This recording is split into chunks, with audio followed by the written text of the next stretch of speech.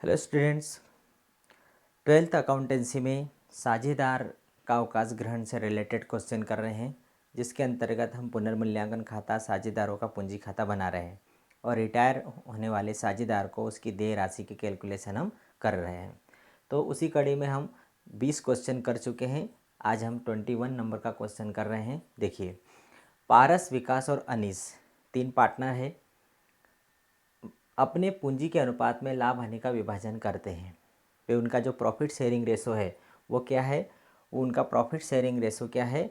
पूंजी अनुपात है। मतलब उनकी पूंजी कितनी है? 20, 15 और 15। ये उनकी क्या है? पूंजी दी गई है 20, 15 और 15। तो हम उनका जो प्रॉफिट शेयरिंग रेशो है वो क्या मानेंगे? 20, 15 और 15। तो ये 3 जीरो यदि कट जाते हैं तो उनका शेयर क्या आ गया? 20, 15 और 15। इसको और यदि काट दिया जाए तो 5 तिया 15, 5 तिया 15, 5 का 20। मतलब उनका जो प्रॉफिट शेयर रेशो क्या हो गया? 4:3:3 हो गया। मतलब उसको हम इस तरीके से बोल सकते हैं।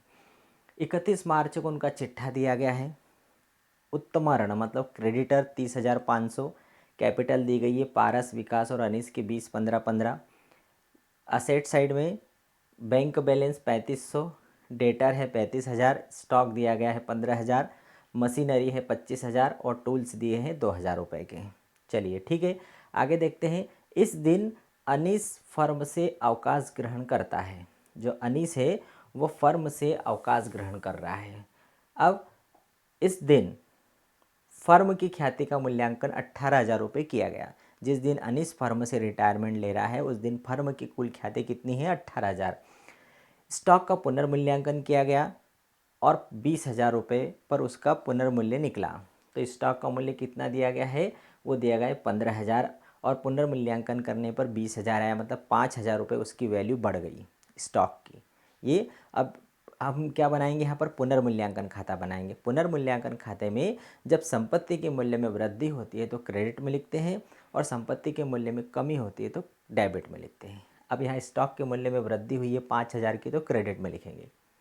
यंत्रों का 15,000, यंत्रों का पुनर्मूल्यांकन कितने पर हुआ? 15,000 पर। यंत्र कितने के हैं? 25,000 के।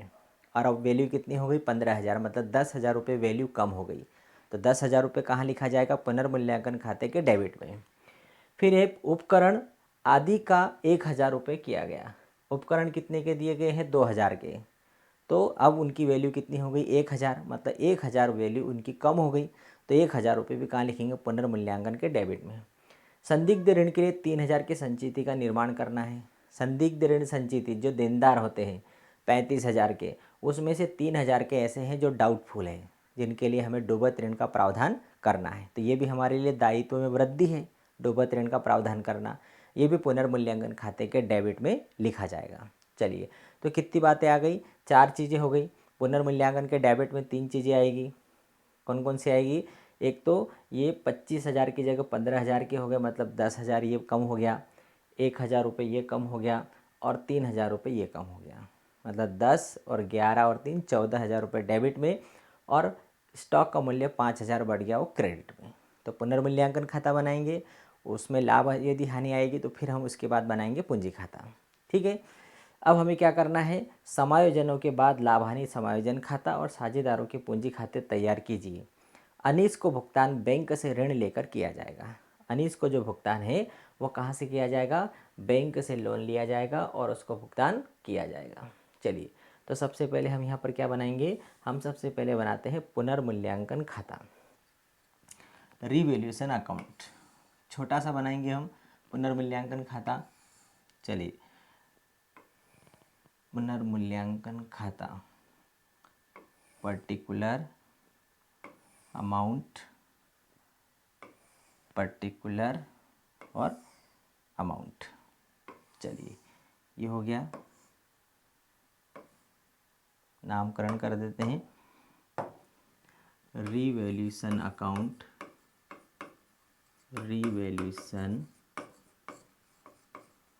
अकाउंट। ये डेबिट साइड और ये क्रेडिट साइड। ये आ जाएगा पर्टिकुलर, फिर अमाउंट, पर्टिकुलर और अमाउंट। चलिए, अभी मैंने देखा संपत्ति के मूल्य में यदि कमी आती है, जैसे असेट्स के मूल्य में यदि कमी आएगी तो यहाँ लिखेंगे, और असेट्स के मूल्य में यदि वृद्धि होगी तो यहाँ लिखेंगे। इसी प्रकार से लाइबिलिटीज़ में यदि वृद्धि होती है तो इधर लिखेंगे, और लाइबिलिटीज़ में यदि कमी होती है तो इधर लिखेंगे। शॉर्टकट फार्मूला ये है। संपत्ति के मूल्य में कमी इधर, वृद्धि इधर, और दायित्व ठीक उसका अपोजिट, वृद्धि इधर, कमी इधर। ठीक है, चलिए अब देखते हैं। सबसे पहले क्या था, स्टॉक का पुनर्मूल्यांकन किया गया 20,000 पे। स्टॉक चिट्ठे में दिया गया है कितने का, 15,000 का, और अब 20,000 का हो गया, मतलब संपत्ति के मूल्य में वृद्धि हो रही है। तो यहाँ लिखो बाय स्टॉक कितने रुपए की वृद्धि हो गई, 5,000 रुपये की। फिर सेकंड नंबर पे दिया 15,000 रुपये, यंत्रों का 15,000 रुपये पुनर्मूल्यांकन हुआ। यंत्र कितने रुपए के दिए गए हैं उसमें, 25,000 के, और अब 15,000 रुपये के बच्चे, मतलब संपत्ति के मूल्य में कमी हो गई। तो यहाँ पर लिखो यंत्र कितने रुपए के हैं, क्या बोलेंगे उसे हम, मशीनरी। यंत्र मतलब मशीनरी, कितने रुपए कम हो गया, 25,000 का यंत्र 15,000 का हो गया, मतलब 10,000। इसके आगे और क्या दिया है, उपकरण 1,000 रुपये, मतलब जो टूल्स है 2,000 के थे तो 1,000 के हो गए, मतलब 1,000 इसमें कमी हो गई। इसके बाद में BDR डूबत ऋण संचय कितने का बनाना है, 3,000 का बनाना है। ठीक है, तो ये संपत्ति के मूल्य में कमी, दायित्व में वृद्धि, और ये संपत्ति के मूल्य में वृद्धि। टोटल कर लेते हैं, 5,000 रुपये इधर है, और इधर कितने, 10, 11 और 3, 14। इसका मतलब 14,000 रुपये ज़्यादा है, तो हानि ज़्यादा है और लाभ कम है। तो कितना अंतर आ रहा है, 9,000, मतलब 9,000 रुपये ये क्या है, बाय लॉस, हानि हुई है। और ये कहाँ ले जाई जाएगी, ट्रांसफ़र टू उनके पूंजी खातों में, पारस, विकास और अनीस, पारस, विकास और अनीस। ठीक है, पहले आएगा पारस, फिर आएगा विकास, और फिर आएगा अनीस।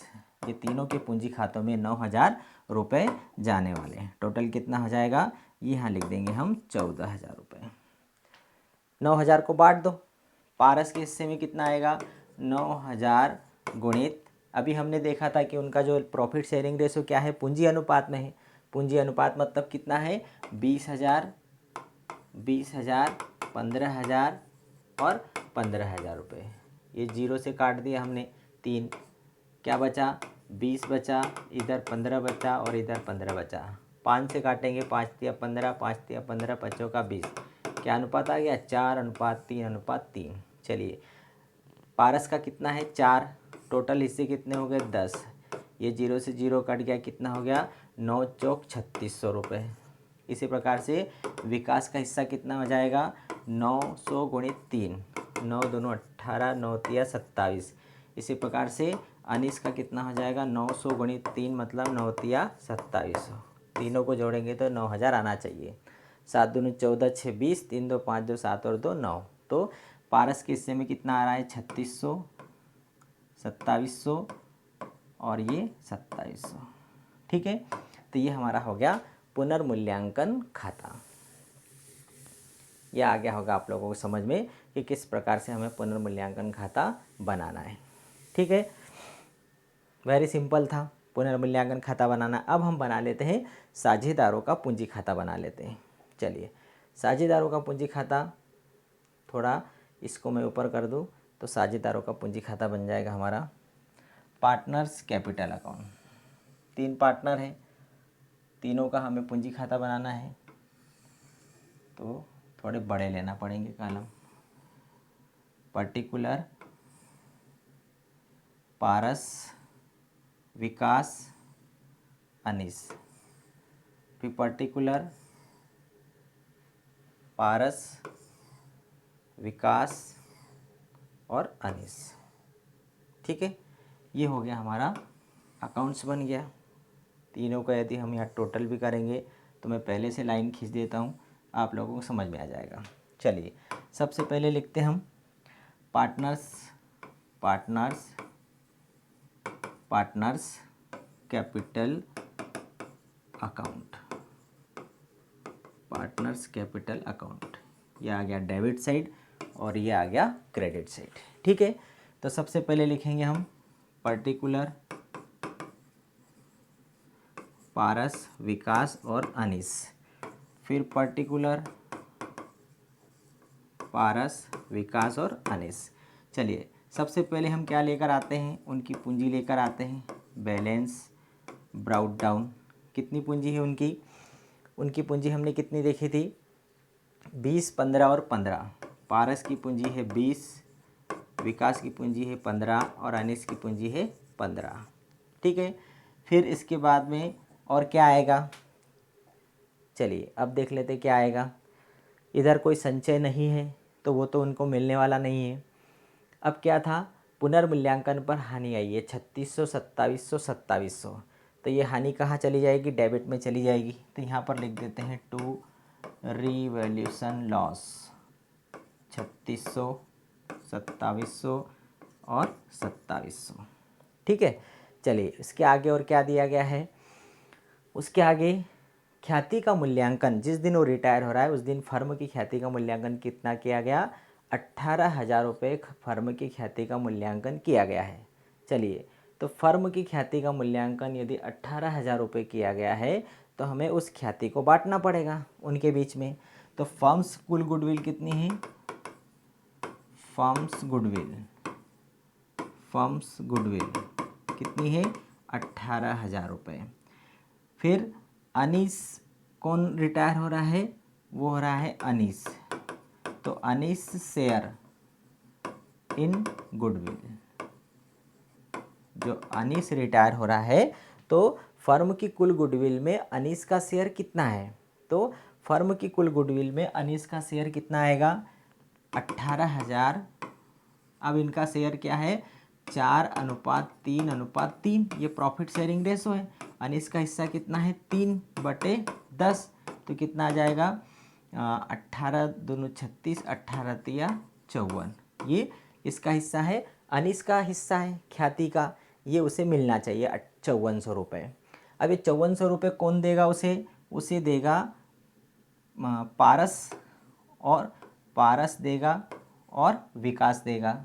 ठीक है, अब ये पारस और विकास किस हिसाब से देंगे उसे 5400 रुपये, तो जब मैंने पहले भी बताया था कि जब प्रश्न के अंदर ऐसा नए लाभ विभाजन अनुपात के बारे में कुछ नहीं दिया गया हो, उस समय उनका पुराना अनुपात ही प्राप्ति अनुपात भी माना जाएगा, वही पुराना अनुपात उनका नया अनुपात भी माना जाएगा। तो प्राप्ति अनुपात में इस ख्याति की राशि का पेमेंट करेंगे, किसको, अनीस को।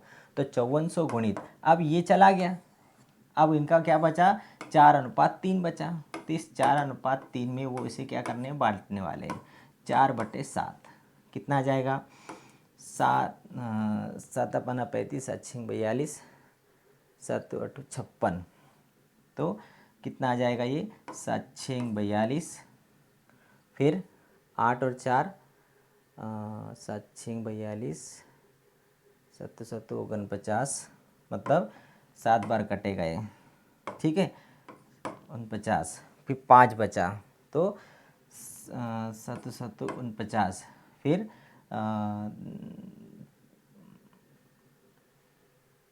10 बच गया, तो 7 एकम 7, 7 चौक 28 और 7 दूनी 14, 771.42।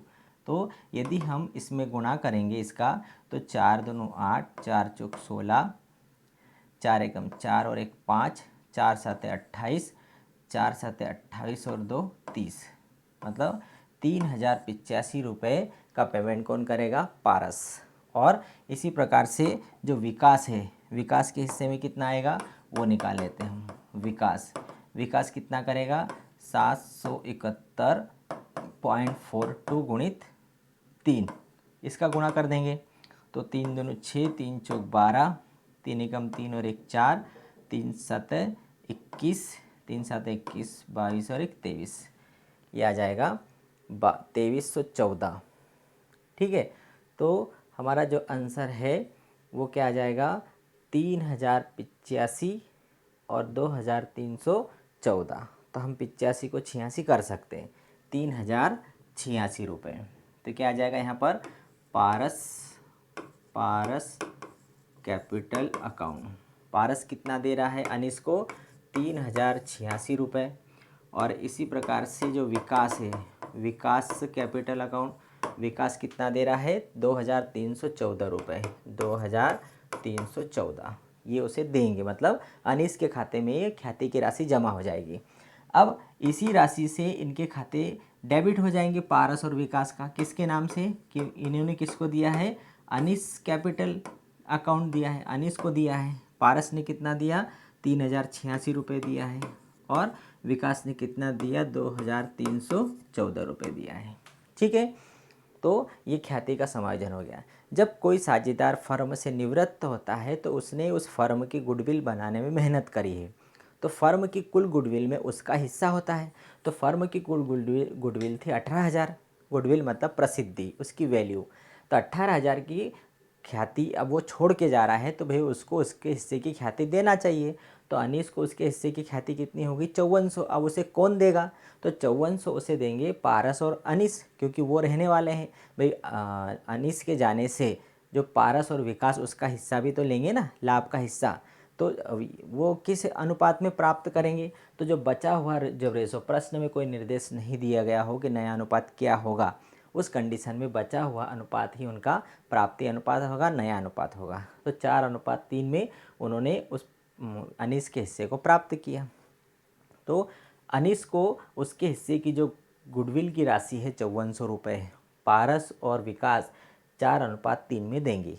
तो पारस 3086 रुपये देगा और विकास कितना देगा 2314 रुपये देगा। तो इसलिए अनीस के खाते में ये जमा हो गया। किसने दिया, पारस ने और विकास ने।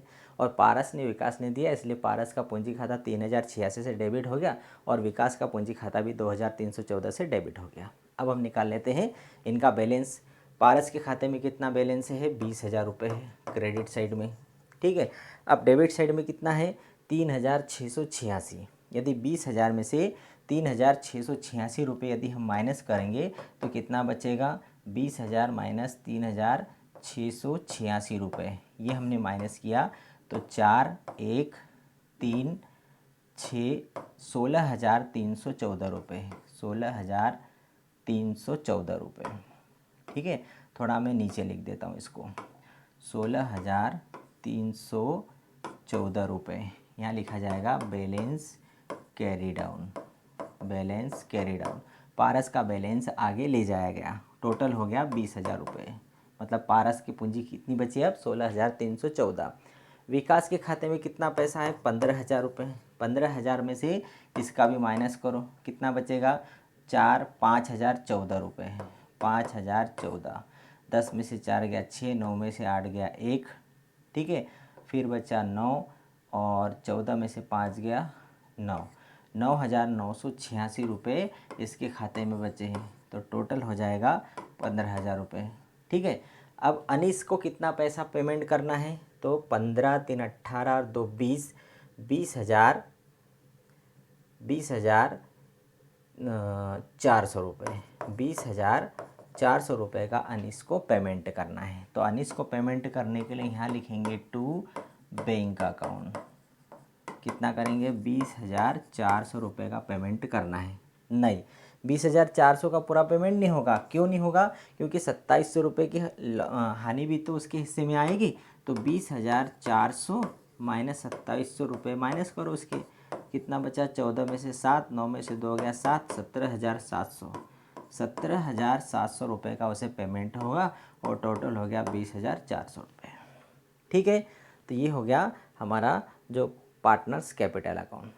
कैपिटल अकाउंट में क्या क्या चीज़ें लिखी गई है वो अभी मैंने आप लोगों को बताई है। पूंजी लिखी, फिर उसको ख्याति का हिस्सा दिया गया अनीस को, फिर डेबिट में रिवॉल्यूशन का लॉस लिखा अनीस, फिर प्रवीण इसका पारस का और विकास का पूंजी खाता डेबिट हो गया ख्याति की राशि से, और फिर हमने क्या निकाल दिया, बैलेंस निकाल लिया। ठीक है, तो इसका हम आंसर देख लेते हैं क्या आया। 21 का जो आंसर है कि पुनर्मूल्यांकन की हानि हमारी 9,000 आई थी, राइट है।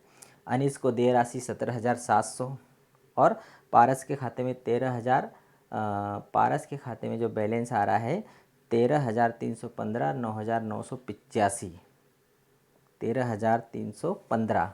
तो 16 3 19 20 22, मतलब यहाँ पर जो हमारा आंसर है वो हमने कहीं ना कहीं घटाने में गलती करी है। देख लेते हैं ये कितना है 20,000 और ये कितना है 6,686। हमने 3,000 घटाया है, तो हमें इसको फिर से घटाना पड़ेगा। 6,686 रुपये घटाना है। 6,000, 3 और 3 6,686, ये घटाएंगे तो कितना बचेगा। 10 में से 6 गया 4, 9 में से 8 गया 1, 9 में से 6 गया 3, 9 में से 6 गया 3, 13,314 रुपये। ये सही आ गया 13,314 रुपये। इसी प्रकार से इसका कितना आंसर आया। विकास का आ रहा है 9,985 रुपये। ये सही है। 86 मतलब 1 रुपये का इधर उधर होता है। ठीक है, तो ये हमारा आंसर आ गया। अब देखो फिर से समरी इसकी बता देता हूँ। पुनर्मूल्यांकन खाता बनाया और साझेदारों का पूंजी खाता बनाया। ठीक है, केवल यहाँ पर नई चीज़ क्या थी, अनीस को उसके हिस्से की ख्याति की राशि हमें बांट करके देना था। दोनों जो बचे हुए रिमेनिंग पार्टनर है उनके प्राप्ति अनुपात में हमें बांट करके देना था, तो वो यहाँ पर हमने दे दी। ठीक है, कंप्लीट हो गया क्वेश्चन।